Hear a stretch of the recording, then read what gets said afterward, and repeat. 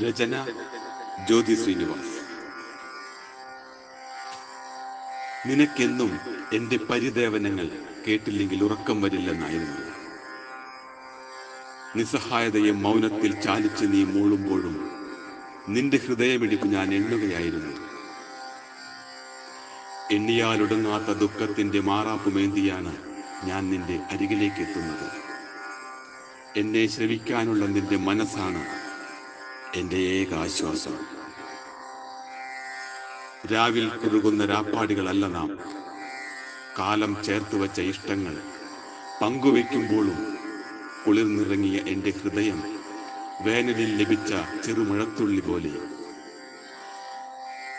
നീറുന്ന നെഞ്ചകം ചുട്ടുപൊള്ളിച്ച് എന്നിലെ ദുഃഖബാഷ്പങ്ങൾ നീയാകും ആകാശം ഏറ്റുവാങ്ങുകയായിരുന്നു.